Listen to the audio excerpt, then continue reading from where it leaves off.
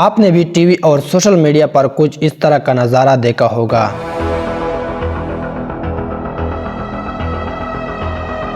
یہ کوئی آتش بازی کے پٹاخے نہیں ہے، بلکہ یہ ایران کے بیلسٹک میزائل ہے جس نے اسرائیل پر فائر کیے ہیں۔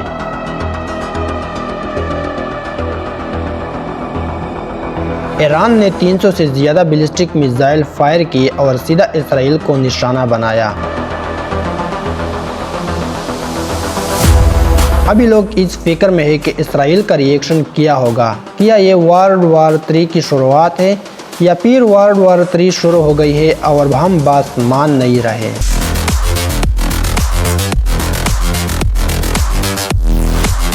موجودہ کشیدگی کو بیان کرنے سے پہلے ایران اور اسرائیل تعلقات کے بیک گراؤنڈ کو تھوڑا سا ٹچ دیتے ہیں، کیونکہ ایک وقت تھا کہ ایران اور اسرائیل آپس میں دوست ہوا کرتے تھے، مگر ایسا کیا ہوا کہ یہ دونوں دوست ممالک ایک دوسرے کے دشمن بن گئے۔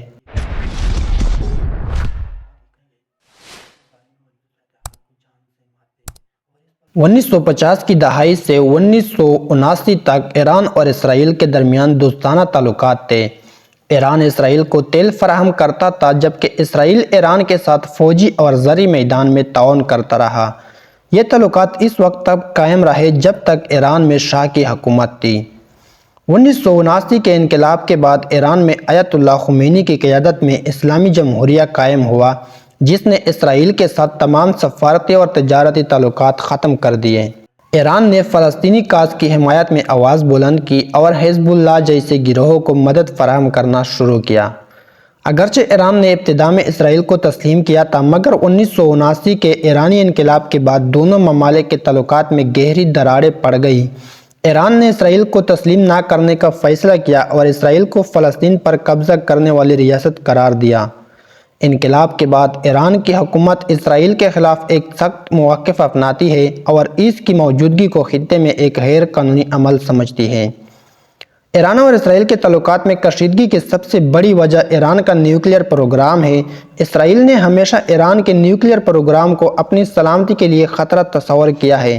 اس کے علاوہ دونوں ممالک کے درمیان دیگر امور پر بھی اختلافات ہیں، جیسے کہ ایران کا حزب اللہ اور حماس جیسی تنظیموں کو مدد فراہم کرنا، جو اسرائیل کے لیے پریشانی کا باعث بنتی ہے۔ ایران کا نیوکلیئر پروگرام جو بظاہر پرامن مقاصد کے لیے استعمال ہوتا ہے، اسرائیل اور امریکہ کی نظر میں ایک بڑی تشویش ہے۔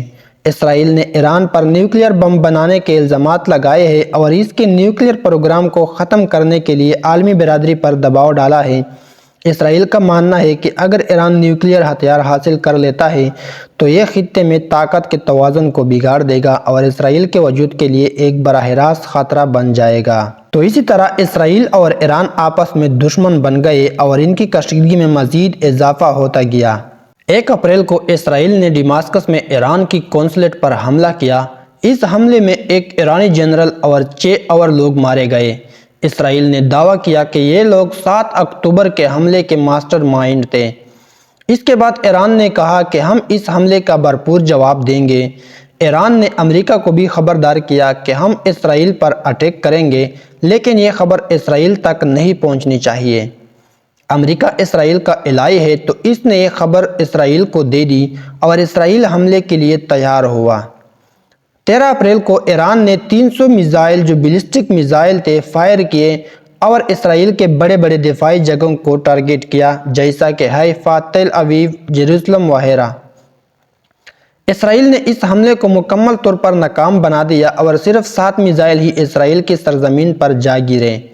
اسرائیل نے کس طرح اس حملے سے اپنے آپ کو پروٹیکٹ کیا؟ اس کی وجہ 2 بڑے ڈیفنس سسٹم ہے، ایک ہے آئرن ڈوم اور دوسرا ہے arrow 3۔ Iron Dome short range کی میزائل کو انٹرسیپٹ کرتا ہے، ایک ریڈار یونٹ میزائل کو ڈیٹیکٹ کرتا ہے اور اس کی میسج اسرائیل کے کنٹرول یونٹ کو بھیج دیتا ہے۔ اگر یہ میزائل کوئی ایسی جگہ کو ہٹ کر رہا ہو جہاں پر سویلین کی آبادی ہو تو اسرائیل کے ایئر سپیس ایک دفاعی میزائل لانچ کرتا ہے اور آنے والی میزائل کو ہوا میں ہی ختم کر دیتا ہے، جبکہ ایرو 3 لانچ رینج کے میزائل کو انٹرسیپٹ کرتا ہے اور اس طرح ختم کر دیتا ہے۔ تو سوال یہ اٹھتا ہے کہ اگر ایران کو پتہ تھا کہ اسرائیل کے اتنے مضبوط ڈیفنس سسٹم ہے جو کہ ہمارے اٹیک کو ناکام بنا سکتا ہے، تو پھر حملہ کرنے کی کیا ضرورت تھی؟ اس کی بڑی وجہ یہ تھی کہ ایران مسلم دنیا کی لیڈرشپ چاہتا ہے۔ اسرائیل نے فلسطین کے ساتھ جو کیا اس سے پوری دنیا واقف ہے، لیکن کسی اسلامک کنٹری نے اسرائیل پر حملہ کرنے کی جرات نہیں کی۔ تو ایران نے سمجھا کہ یہی بہترین موقع ہے، ایک تو ہم اپنا بدلہ لیں گے جو اسرائیل نے ایران کے قونصلیٹ پر حملہ کیا تھا، اور دوسرا اس سے ہماری پوزیشن اسلامی دنیا میں مضبوط ہو جائے گی۔ ایران اور اسرائیل کئی دہائیوں سے آپس میں جنگ لڑ رہے تھے، جس کو شیڈو وار بھی کہا جاتا ہے۔ ایران اسرائیل کے ساتھ جنگ تو لڑ رہا تھا مگر پراکسیز کے ذریعے۔ وہ اسی طرح کلم کلا اٹیک نہیں کر رہا تھا۔ ایران اپنے نیٹ ورک کو استعمال کر رہا تھا اور اسرائیل پر اٹیک کروا رہا تھا۔ غزہ میں حماس، لبنان میں حزب اللہ، یمن میں حوثی، سیریا اور عراق کے کچھ شیعہ گروپس ہیں جس کو ایران سے ایگزسٹ کرتا ہے اور اسرائیل پر اٹیک کرواتا ہے۔ تو اسی طرح ایران پراکسیز کے تھرو اسرائیل پر اٹیک کرتا تھا، اس کو شیڈو وار بھی کہا جاتا ہے۔ ایران اور اسرائیل کانفلکٹ سے دنیا پر جو اثرات پڑتے ہیں، تھوڑا سا اس کے بارے میں ہم ڈسکس کرتے ہیں۔ ایران اور اسرائیل کے درمیان جنگ کے ممکنہ نتائج نہ صرف مڈل ایسٹ بلکہ دنیا بھر کے لیے تباہ کن ہو سکتے ہیں۔ نیوکلیئر ہتھیاروں کے استعمال کا امکان ہے جو لاکھوں لوگوں کی زندگیوں کو خطرے میں ڈال سکتا ہے۔ ایران اور اسرائیل کے درمیان جنگ سے مڈل ایسٹ میں بدامنی پھیل سکتی ہے۔ اس کے نتیجے میں عراق، شام، لبنان اور دیگر ممالک میں بھی بدامنی کا سلسلہ شروع ہو سکتا ہے۔ اس جنگ کے باعث تیل کی قیمتوں میں اضافہ ہو سکتا ہے جس سے عالمی معیشت کو نقصان پہنچ سکتا ہے۔ ایران اور اسرائیل کے درمیان جنگ سے عالمی سطح پر توانائی کے وسائل کی فراہمی متاثر ہو سکتی ہے۔ اس جنگ کے اثرات سے عالمی منڈی میں تیل کی قیمتوں میں اضافہ ہو سکتا ہے جس سے مہنگائی میں اضافہ ہوگا اور دنیا بھر کی معیشتیں متاثر ہو سکتی ہے۔ ایران اور اسرائیل کے درمیان تعلقات کی تاریخ پیچیدہ ہے اور موجودہ صورتحال میں کشیدگی کی وجہ سے جنگ کا خطرہ بڑھتا جا رہا ہے۔ ایران اور اسرائیل کے درمیان ممکنہ جنگ کے نتائج پوری دنیا کے لیے تباہ کن ہو سکتے ہیں، اس لیے عالمی برادری کو اس تنازع کو سفارتی طریقوں سے حل کرنے کی کوشش کرنی چاہیے تاکہ خطے میں امن قائم رہ سکے۔